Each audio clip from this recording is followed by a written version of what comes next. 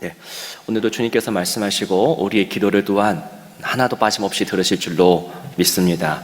선하신 주님 앞에 나아가 오늘 우리에게 주어진 하나님의 또 계획과 소명을 우리가 잘 알아듣고 그대로 또 수행하고 하나님의 사랑 안에 거하는 복된 하루 되시기를 축복합니다. 압살롬이 4년 동안 백성에게 호의를 베풀어 왔습니다. 어제 살펴본 본문이었는데요. 정치적 계산이 개입된 호의였죠. 순수하지 않은 결코 백성을 위한 것이 아니라 결국은 자기 자신을 위한 호의를 베풀었던 압살롬의 지난 4년 동안의 삶을 우리가 지켜봤습니다. 백성은 그의 중심을 간파하지 못했죠. 계산적인 행동이었는데도 불구하고 백성은 그의 행동만, 겉모습만 바라보고 마음을 다 빼앗겨 버립니다. 많은 백성이 압살롬에게 향했고 압살롬은 이러한 자신의 인기, 이것을 기반으로 해서 자신의 야망을 이루기 시작합니다. 이제 본색을 드러내는 것이죠. 어제 보았지만 그가 헤브론으로 갑니다. 다윗에게는 제가 여호와께 서원한 것이 있습니다. 예비하겠습니다. 라고 했는데 사실 그것마저도 거짓말이었죠. 이 압살롬은 헤브론으로 가서 이제 본격적인 반역을 시작합니다. 스스로 왕이 됩니다. 참 재미있는 장면인데요. 이스라엘 역사 속에서 왕은 하나님이 세우십니다. 원래 왕이 하나님이시고요. 또 사람을 왕으로 세우실 때 하나님이 기름을 부으시죠. 그래서 사울도 또 다윗도 그런 식으로 왕이 되었는데 이 압살롬의 경우 하나님의 기름 부으심이 없습니다. 정상적인 어떤 절차가 하나도 없다는 것입니다. 그러니까 이 끝을, 이 압살롬의 결론을 우리는 이미 보고 있는 셈이죠. 스스로 계획했고 스스로 실행에 옮깁니다. 자, 이러한 소식, 반역의 소식이 다윗에게도 전해졌는데요. 이 소식을 듣자마자 다윗은 지체하지 않고 판단을 내립니다. 14절 말씀 보시면 이런 말씀이 있습니다. 일어나 도망하자라는 이야기입니다. 일어나 도망하자. 지체하지 않은 그런 판단이죠. 신속하게 판단을 내립니다. 여러분, 왕이 왕궁을 버린다라고 하는 것은 어떤 의미일까요? 그 왕이 있었던 성읍을 버린다. 이 사건이 주는 상실감은 여러분 어느 정도였을까요? 소유의 상실이기도 했고 왕의 정체성의 상실이기도 했고 그리고 자존심의 상실이기도 했습니다. 그러니까 서서히 몰락했다면 점차 나이가 들고 하나도 잃어버렸다면은 적응할 시간이 있었을 터인데 이 서서히 몰락한 것이 아니라 갑작스러운 몰락이기 때문에 이 상실감이 엄청나게 크게 느껴졌을 것입니다. 자, 왕이 왕궁을 떠나자 이때 왕과 함께 하겠다고 길을 나선 사람, 그 승리하는 길이 아니라 사실 실패하는 길인데도 불구하고 그 길을 함께 하겠다고 나선 사람들이 오늘 본문에 기록되어 있죠. 누구야 있냐면 왕의 신하들이 있고 그리고 신하 외에도 어떤 그렛 사람, 또 블렛 사람, 또 심지어는 가드 군인, 골리앗의 동네죠. 가드 군인 600명까지 내가 왕과 함께 그 피난길에 함께 하겠다라고, 그러니까 왕이 되는 길이 아니라 패망하는 길에 함께 하겠다라고 나선 사람들이 있었습니다. 이들이 다윗의 망명 행렬에 동참했던 사람들입니다. 인간의 눈으로 볼 때 이 몰락하기 시작한 왕, 이제 역사 가운데 실패자로 남을 것이 거의 분명해 보이는 왕에게 자신의 삶을 내어 맡기는, 생명까지 내어 맡기는 이 무리를 보시기 바랍니다. 여러분, 이들은 과연 무엇을 보고 다윗을 따랐던 것일까요? 지금 예루살렘으로 향하는 다윗이 아니라 예루살렘을 등지고 피난길을 떠나고 있는 이 다윗에게 무엇을 발견했기 때문에 이들은 그와 함께 했던 것일까요? 눈에 보이지 않는 그 무언가가 있었기 때문에, 그 무언가에 사로잡혔기 때문입니다. 여러분, 이런 것이 기적이죠. 이런 것이 하나님이 이루시는 기적입니다. 인간의 상식으로 해낼 수 없는, 꿈도 꿀 수 없는, 도저히 해낼 수 없는 일을 해내는 것이 기적인데 그 모두 가지 않은 길입니다. 다 다윗을 아마 많은 백성들이 버렸을 것이고 모두 가지 않은 길, 그 좁은 길을 이 몇몇 사람들이 떠나고 있다는 것인데요. 이게 바로 기적입니다. 그리고 역사는 누구를 기억합니까? 이 좁은 길, 이 기적의 길을 걷는 사람을 역사는 기억하죠. 상승하는 인기를 끌고 있는 압살롬을 따르는 백성들에 대해서는 이 성경이 구체적으로 언급하지 않습니다. 그들이 어떤 자들이고 어디 출신이고 몇 명 되는지 기록하지 않아요. 아는 바가 없습니다. 성경은 그들이 압살롬에게 속았다라고만 표현할 뿐입니다. 속아서 그렇게 되었다 표현하죠. 여러분, 이러한 기적, 사람들이 상상하지 못하는 길로 가는 그 기적을 이루는 교회가 바로 우리 교회가 되기를 원하고, 또한 그런 기적이 일어나는 그런 가정 되기를 축복합니다. 우리는 기적의 길을 가는 사람들입니다. 다 가는 길을 가는 사람들이 아니라 가지 않는 길을 가는 사람, 그러나 그 길을 통해서 하나님의 살아있음을 경험하는 사람, 그게 바로 우리 교회고 우리 가정이 되어야 합니다. 자, 피난길에서 눈에 띄는 장면이 나옵니다. 오늘 그 장면을 좀 묵상하고자 하는데요, 다윗이 어느 한 사람과 나누는 대화입니다. 자, 누구와 대화입니까? 다윗과 가드 사람 이때와의 대화, 이때와 나눈 대화가 오늘 본문에 기록되고 있습니다. 19절과 20절인데요 19절과 20절은 다윗이 그 가드 사람 이때에게 해주는 이야기입니다. 19절과 20절 말씀을 우리 함께 읽어보겠습니다. 시작. 그때의 왕이 가드 사람 이때에게 이르되 어찌하여 너도 우리와 함께 가느냐?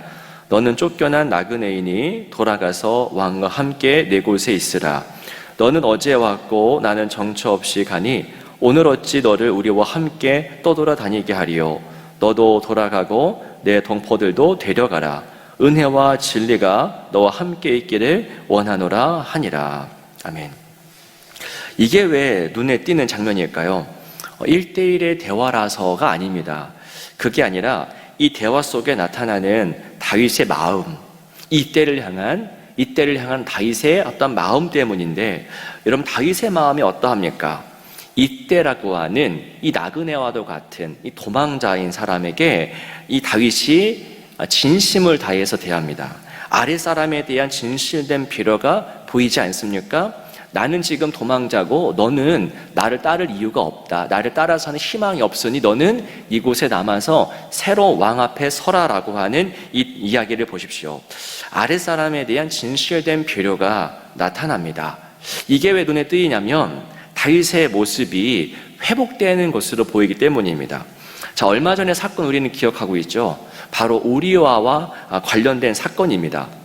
자기 욕망을 채우기 위해서, 밧세바를 얻기 위해서, 자기 아이를 임신한 밧세바를 자기 것 삼기 위해서 부하를 사시로 내몰았던 다윗을 우리는 기억하고 있죠.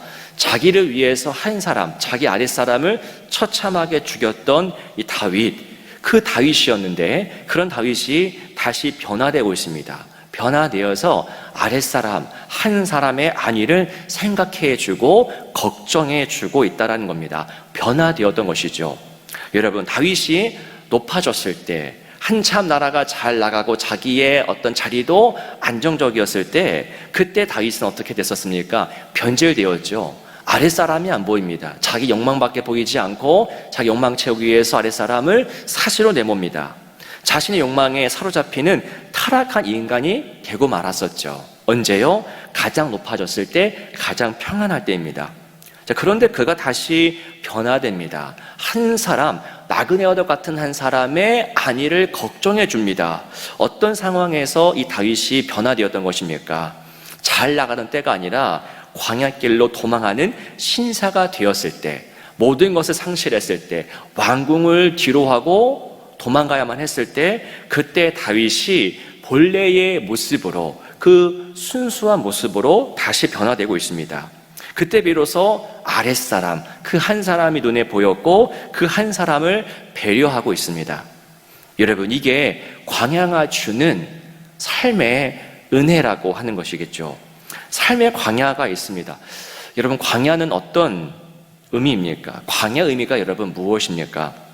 광야에서 어떤 일이 벌어집니까? 인생에서 광야가 막 시작되었을 때에, 광야에 발을 내딛기 시작했을 때에 어떤 일이 벌어집니까?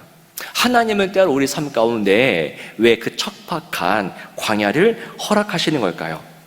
그 광야에서 우리의 마음은 어떻게 됩니까? 여러분 아시겠지만 마음이 낮아지죠. 겸손해지죠. 이건 도덕 윤리의 문제가 아니라 하나님 앞에 영적으로 낮아진다는 것입니다. 마음이 가난해집니다. 가난은 사실 이 세상에서 혐오하는 상태죠. 누구도 가난을 원하지 않고 가난을 비껴가려고 합니다. 그런데 하나님은 왜 그러신지 때로 그 가난함의 상태를 우리에게 허락하십니다. 마태복음 5장 3절 말씀, 다 아시는 말씀일 텐데요. 심령이 가난한 자는 복이 있나니 천국이 그들의 것이며 라고 말씀하십니다. 심령이 가난한 자, 마음에 가난한 자, 누가복음은요 더 노골적으로 심령이란 말이 없습니다. 그냥 가난한 자예요. 마음도 가난하고 주머니도 가난한 자, 삶 자체가 가난한 자가 복이 있나니 천국이 그들의 것이며 주님이 말씀하십니다. 여러분, 마음이 가난해질 때 그때 하늘의 복이 임한다고 말씀하십니다. 광야에서만 주어진 은혜, 광야 밖에서 얻을 수 없는 은혜가 광야 안에서 주어진다는 이야기입니다. 그 광야에서 우리는 어떤 상태가 됩니까? 비로소 우리는 나의 자금, 나의 연약함, 나의 한정적인 능력을 그때 비로소 인지하고 깨닫고 마음이 겸손해지죠. 그리고 하나님의 전능하심, 역시 내 인생에서는 하나님밖에 없습니다라고 하는 하나님에 대한 고백이 비로소 회복됩니다. 그게 광야의 의미이고 그것이 가난해질 때에 나타나는 현실입니다. 건강할 때보다 건강이 흔들릴 때입니다. 부여할 때보다 재정적인 어려움을 겪을 때입니다. 주변에 사람이 많을 때보다 하나 둘 내 곁을 떠나갈 때입니다. 그때가 광야고 그때 우리는 더욱더 하나님만 바라보게 됩니다. 제가 여러분들이 가난해지기를 원한다는 것은 아닙니다. 피치 못하게 우리 삶 속에서 피할 수 없는 가난함, 피할 수 없는 광야를 겪을 때가 얼마나 많습니까? 인간의 관계 속에서, 재정의 문제 속에서, 수많은 영역 속에서 우리가 원치 않는 가난을 경험할 때가 참 많습니다. 자녀들이 우리 뜻대로 되지 않고 부모님도 우리가 바라는 대로 되어지지 않을 때가 얼마나 많습니까? 그때가 가난해질 때고 그때가 광야일 텐데요. 그 광야에서 우리의 마음의 상태가 어떻게 되는지 보십시오. 낮아지고 겸손해지고 가난해집니다. 그때 비로소 역시 하나님밖에 없습니다. 하나님만 의지합니다 라는 고백이 나오죠. 하나님과의 관계가 회복되니까 다윗을 보십시오. 그때 비로소 한 사람과의 관계, 아랫사람과의 관계도 회복되는 것입니다. 한참 부유했다면은 다윗이 보이지 못했을 모습일 텐데 낮아졌을 때에 다윗 속에서 이런 거룩한 변화가 시작되었다라는 것, 그것이 바로 광야의 은혜입니다.